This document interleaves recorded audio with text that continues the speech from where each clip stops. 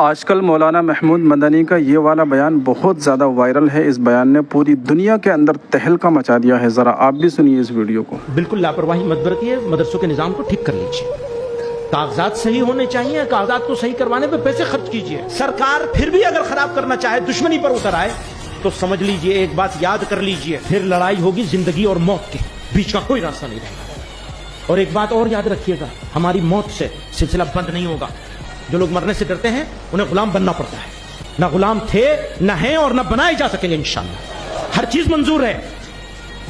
ہم برادران وطن میں وہ لوگ جو سمجھدار ہیں، بات سننے کے لیے تیار ہیں، ہم ان کا جوتا اپنے سر پہ لے کے چلنے کے لیے تیار ہیں، لیکن جو لوگ غلام بنانے کی کوشش کریں گے ان سے معلوم ہے ہمیں کہ انجام میں ہماری موت آئے گی، لیکن موت سلسلے کو ختم نہیں کرے گی، زندہ کرے گی انشاءاللہ۔ آپ یاد رکھیے گا، غزہ کی قربانیاں بھی ضائع نہیں جائیں گی۔ آپ کیا سمجھ رہے ہیں ضائع چلی جائیں گی؟